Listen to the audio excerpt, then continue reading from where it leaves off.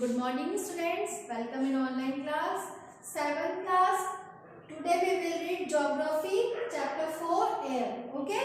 In previous class we had read structure of the atmosphere and weather and climate. Now today we will read temperature, air pressure, wind and moisture. Okay. And what is mean of temperature? कि temperature क्या है, temperature किसे कहते हैं. Let us discuss about temperature. The temperature you feel every day is the temperature of the atmosphere. कि हम अपने atmosphere में डेली उसको फील करते हैं अपने टेम्परेचर को. जिसे अकॉर्डिंग टू जैसे कि अभी last 2 and 3 days after 2 and 3 days बाद आपको क्या होगा ये नहीं पता, लेकिन बिफोर पहले कि 2-3 दिन पहले आपने देखा कि अपना टाइम कैसा था. क्लाउड्स थे. विंटर सीजन में जो था मतलब विंटर सीजन काफी विंटर बहुत तेज थी, सर्दी बहुत तेज थी. लेकिन आज जैसे कि धूप निकली हुई है तो धूप में तापमान टेम्परेचर क्या है थोड़ा सा बढ़ गया तो उसमें थोड़ा सर्दी का एहसास कम होता है. तो हमें अपने टेम्परेचर का जैसे कि हम फील करते हैं उसको हमें फील होता है कि अभी जैसे अगर फैन चलाएंगे तो हमें ठंड फील होगी, और अगर हम इसको बंद कर देंगे, हम किसी हीटर अपने रूम में चलाएंगे तो हमें गर्मी का एहसास होगा. तो टेम्परेचर क्या है, हमारा तापमान जो है वो हम फील करते हैं. The degree of the hotness and coldness of the air is known as temperature. कि तापमान का degree of the hotness and coldness कि हमारे हवा में ठंड या कम तापमान या उच्च तापमान, कि गर्मी के अनुसार ठंड का जो तापमान जो है उसको हम टेम्परेचर कहा जाता है, कि उसको तापमान कहा जाता है. The temperature of the atmosphere change not only between day and night but also from season to season. कि जो टेम्परेचर है वो डे टू डे चेंज नहीं होता, इवनली वो वहां पे सीजन टू सीजन भी चेंज होता है. Summers are hotter than winters. कि समर्स जो है, समर्स सीजन जो है वो विंटर सीजन्स की तुलना में ज्यादा गर्म होता है. An important factor that influence and distributions of the temperature is insolations, and insolations is the incoming solar energy intercepted by the earth. कि जो ये सब चीजें जो है कि हम इसको डिस्ट्रीब्यूशन, इसके फैक्टर को डिस्ट्रीब्यूट कर सकते हैं इंसोलेशन से. इंसोलेशन जो है कि सोलर पैनल्स का या सौर ऊर्जा का जो हमारी पृथ्वी पर उसको और बढ़ा रहा है. क्योंकि हमारे यहाँ पे समर सीजन में क्या है, हमारे यहाँ पे सन रेज बहुत ज्यादा होती हैं, तो उसको हम स्टोर करके किस तरह से सोलर पैनल्स के द्वारा या सोलर एनर्जी के द्वारा उसको हम इसको कैप्चर करके उसको स्टोर करके हम उसका यूज कर सकते हैं. Okay. The amount of insulations decrease from the equator towards the poles. कि हमारे ध्रुव का हमारे पोल्स के इक्वेटर्स का पोल्स के ऊपर इंसुलेशन होना, उसकी डिग्रीज को बढ़ाना. Therefore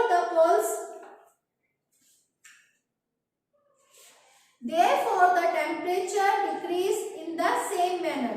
तो उसी के अकॉर्डिंग हमारे यहाँ के तापमान में भी डिक्रीजिंग गिरावट आ जाती है. एंड वेदर इंस्ट्रूमेंट्स होते हैं कि जिसे तापमान को नापने के लिए इंस्ट्रूमेंट्स बनाए जाते हैं अकॉर्डिंग टू, जैसे कि हमें हमारी बॉडी को टेम्परेचर को मेजर करना है तो हम किसका यूज करते हैं, थर्मोमीटर का. अगर हमें मेजर ऑफ ऑटोमेटिक प्रेशर्स, कि हमें ऑटोमेटिक प्रेशर्स को मेजर करना है तो हमें बैरोमीटर का इस्तेमाल करते हैं. और अगर हमें रेन गैस मतलब कि measure the amount of rainfall, कि अगर हमें रेनफॉल के अमाउंट को मेजर करना है तो इसमें हम रेन गैस का यूज करते हैं.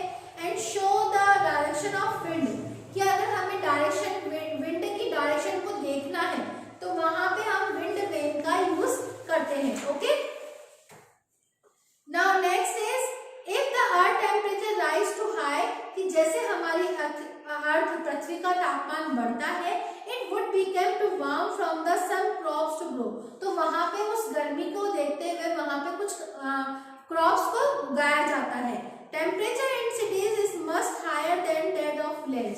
कि शहरों का तापमान ग्रामीण क्षेत्रों का विलेज के टेम्परेचर से थोड़ा सा ज्यादा होता है, क्योंकि यहाँ पे क्या है, पॉल्यूशन ज्यादा है। To concrete metals buildings and asphalt of roads get the heated during the day. और जो कंक्रीट, जो हमारे जो हाउसेस बने होते हैं, houses are made by concrete, cement, sand, clay, ठीक है। तो इनके अकॉर्डिंग टू कि इनके कारण कि यहाँ का जो टेम्परेचर है वो हाई होता है, जैसे कि सीमेंटेड रोड होते हैं एंड डांबर रोड जो होते हैं वो क्या होते हैं, गर्मी के टाइम में वो बहुत हीट होते हैं, गर्म हो जाते हैं। This heat release during the night, और यही जो रियलाइज्ड ये जो गर्मी होती है वो हमें नाइट को फील होती है। Also the crowded high rise building of the cities trap the warm air and thus rise the temperature of the cities। The crowded, भीड़ भाड़ वाले क्षेत्रों में बिल्डिंग्स और सिटीज, वहां पे शहरों में trap on the warm air thus raise the temperature of the cities, की शहरों का तापमान उन तापमान को बढ़ाने के लिए भी होता है, ठीक है। Now next topic is air pressure, वायु दाब जिसको कहा जाता है। You will be surprised to know that air about us pressure us with the great force on our body, कि हमारी बॉडी में भी बहुत तापमान जो है वो हाई प्रेशर से होता है।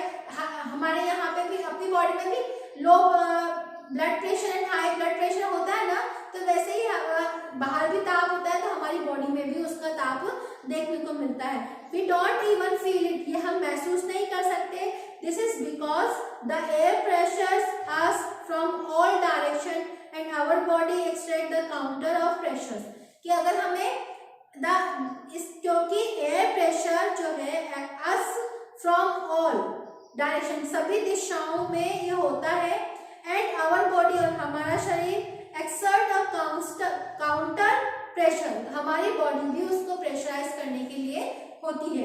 Air pressure is defined as the pressure exerted by the weight of air on the earth surface, कि हमारी पृथ्वी पर जो एयर का सरफेस, जो आवरण है, उस पे एक दबाव होता है जो उसकी परिभाषा को परिभाषित करता है। As we go up the layer of atmosphere, कि जैसे हम एटमॉस्फेयर की लेयर में आगे की तरफ बढ़ते हैं, the pressure falls rapidly, तो जो प्रेशर होगा वो फैल नीचे की तरफ गिरता, जैसे जैसे हम ऊपर बढ़ेंगे दबाव नीचे की तरफ गिरता जाएगा। The air pressure is highest at the sea level and decrease with height, कि सी लेवल में तो वो बढ़ता है और हाइट पे वो कम होते लग जाता है। In areas having lower temperature the air is cold, कि जहाँ पे जिस प्लेस पे उसका दाब एयर प्रेशर का जो कम होता है तो वहाँ पे ठंड का एहसास होता है। इट इज देयरफॉर हेवी, जो बहुत ज्यादा हो सकता है। Heavy air sinks and creates a high pressure area, जो भारी वायु होती है वो ज्यादा एयर प्रेशर को प्रभावित करती है। Okay, the air always move from high pressure areas to low pressure areas, कि जो एयर होती है वो हाई प्रेशर एरियाज से लो प्रेशर एरियाज में मूविंग करती है। Okay, now next topic is wind. Wind means हवा। The movement of air one place from high pressure area to low pressure area is called wind, कि हम जो हवा का एक भारी दाब से हल्के दाब की तरफ बहना, उसको विंड हवा कहा जाता है। You can see wind at work as blow dry leaves down the pavement and uproots trees during the storm, कि आप देखते हो आंधी के समय में किस तरह से पेड़ पौधों के पत्ते एक स्थान से दूसरे स्थान पर हवा के साथ में चले जाते हैं। Sometimes when the winds blows gently, you can even see it blowing away smoke and fine dust.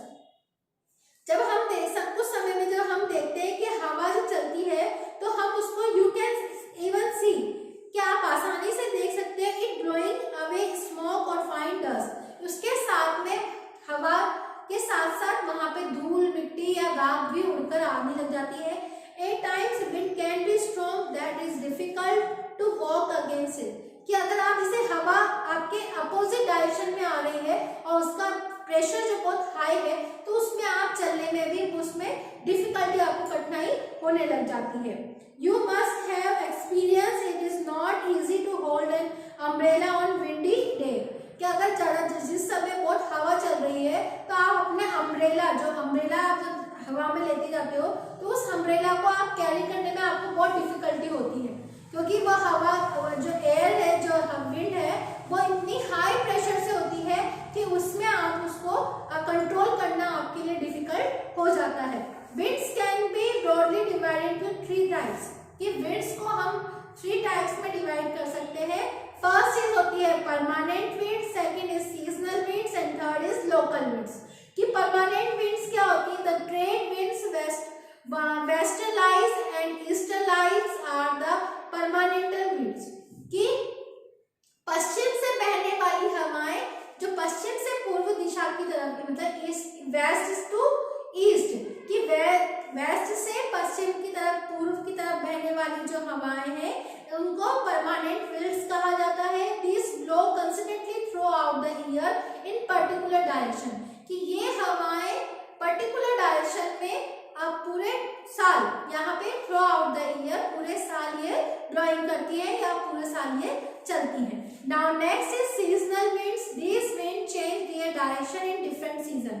कि ये हवाएं सीजन जो कहते हैं, सीजन के अकॉर्डिंग अपनी डायरेक्शन को चेंज करती हैं। फॉर एग्जाम्पल जैसे कि मॉनसून इन इंडिया, जैसे कि भारत में मॉनसून हवाएं जो ब्लो करती हैं उसी अकॉर्डिंग वहां पे मॉनसून आता है। Now next is local winds. These blow only during a particular period of the day or year in a small area। कि ये कुछ एरियाज में कुछ समय पर या कुछ सीजन्स में या कुछ अकॉर्डिंग ही वहां पर चलती है। जैसे कि for example land and sea breeze, जैसे कि स्थल हवाएं जो समुद्र के पास चलने वाली हवाएं। Do you recall the hot and dry local winds of the northern parts of India? It is called लू। जैसे कि आप जानते हो सर्दी में जो हवाएं चलती है उनको कुछ और कहा जाता है, लेकिन जो गर्मी में हवाएं चलती हैं आप जानते हो लू जिसको कहते हैं, तो वो हवाएं क्या होती है जो वो सिर्फ गर्मी की ऋतु में चलती हैं, गर्मी सीजन में चलती हैं। Okay, now next topic is moisture. नमी जिसको कहा जाता है, when water evaporates from the land and different water bodies, जैसे कि जब समुद्र से हमारे यहाँ पे वाटर वेपर्स, वाष्प बनने की प्रक्रिया जो होती है वो अलग अलग स्थान पर अलग अलग होती है। इट बिकम्स वाटर वेपर, ये वाटर वेपर होती है। Moisture in the air at any time, हमारी हवा में हर समय में कुछ ना कुछ मॉइस्चर होता है। It is noun is humidity, इसको ह्यूमिडिटी कहा जाता है। आप देखते हो गर्मी के मौसम में कभी कभी इतना मॉइस्चर हो जाता है कि उसमें बहुत चिपचिपाहट होने लग जाती है, आपकी बॉडी पे स्वेट आने लगता है चिपचिपाहट से, तो उस समय क्या होता है एयर में मॉइस्चर ज्यादा हो जाता है। When the air is full of water vapor we can get an humidity, कि जब हवा में पूरा वाष्प या नमी ज्यादा होती है तो उसे हम ह्यूमिड डे भी कहा जाता है। As the air gets warmer, जब हवा गर्म होती है, its capacity to hold the water vapor increase and so it is becomes more and more humid। कि जिस तरह से हवा बहुत जब गर्म होती है तो वो बहुत लाइट होती है, तो वो क्या होती है उसमें अपने अंदर वो वाटर वेपर में वाष्प में जो वो क्या होती है उसकी एयर को इंक्रीज करती है and hold the vapour and so it become more and more humid. तो उसके कारण वहां पे जैसे जब हवा हल्की होती है तो वो अपने साथ साथ जो वाटर वेपर जो वाष्प बनती है उसको ज्यादा से ज्यादा उसमें होल्ड कर लेती है, पकड़ लेती है, तो उसके कारण उसमें नमी बहुत ज्यादा हो जाती है। On a humid day, clothes take longer to dry and sweat from our body. Sweat our body does not evaporate easily। कि humid day में क्या होता है हमारे जो क्लॉथ्स हैं वो भी ड्राई नहीं हो पाते और हमारी जो बॉडी है वो बहुत स्वेटी हो जाती है, इट मीन्स पसीने वाली हो जाती है। When the water vapors rise, it start cooling the water vapor conditions causing formations droplets of water। कि जब ये हवा जब जो वाटर वेपर्स जब उसमें ठंडी हो जाती है तो वो भारी जाती है, तो उसमें क्या होता है वहां पे वो ड्रॉपलेट्स पानी की बूंदों के साथ में गिरने लग जाती हैं। Clouds are just masses from such water droplets, और जो क्लाउड्स होते हैं वो उसमें से ड्रॉपलेट्स बारिश की बूंदें गिरने लगती है। When these drops of water from too heavy to float in air then they come down in the precipitations. कि प्रेसिपिटेशंस क्या होता है कि जब मुझे ये हवाएं जो उसमें ड्रॉप्स इकट्ठी हो जाती है, जब वो हेवी हो जाती है तो वो उसमें उस पानी को स्टोर कर लेती है, फिर वो ड्रॉपलेट्स बारिश की बूंदों के द्वारा यहाँ पे नीचे की तरफ गिरने लग जाती है। Jet planes and flying in the sky leave a white trail behind them, कि जेट प्लेन्स जो हवा में उड़ते हैं, बादल में उड़ते हैं, तो वो अपने पीछे एक वाइट लाइन को छोड़ते जाते हैं। तो वो क्या करते हैं, the moisture from their engines condition, कि वो जो इंजन से निकलने वाली जो वाष्प है जो वो उसको खत्म करने में लग जाती है। We shall trail the condensed moisture from the sometime when there is no air movement to disturb it.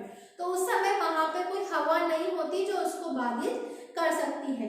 ठीक है, basically types of rainfall, rainfall को अगर हम यहाँ पे डिवाइड करें तो यहाँ पे हम देखेंगे साइक्लोनिक रेनफॉल होती है एंड ये relief rainfall and the conventional rainfall. Okay, rainfall is very important for the survival of plants and animals, कि रेनफॉल जो है प्लांट्स और एनिमल्स को जीवन को जीने के लिए बहुत ज्यादा एसेंशियल पार्ट है हमारी बॉडी का। It brings fresh water to the earth surface, और ये हमारी अर्थ सरफेस को फ्रेश वाटर भी प्रोवाइड करवाती है। If rainfall is less water security and drought occur, कि अगर जैसे ही रेनफॉल की कमी हो जाएगी, बारिश कम हो जाएगी, तो वहां पे हमें पानी की समस्या भी उत्पन्न हो जाएगी। On the other hand it's more flood take place, और बहुत इसके अलावा अगर हम देखते हैं कि कुछ एरियाज ऐसे होते हैं जहाँ पे एवरी ईयर वहाँ पे हर साल वहाँ पे फ्लड आती है, बाढ़ आती है, जो वहाँ को प्रॉब्लमेटिक, उस एरियाज को प्रॉब्लमेटिक बना देती है। Okay, now your chapter is over. Okay, you must have understood. Okay, thank you, have a nice day.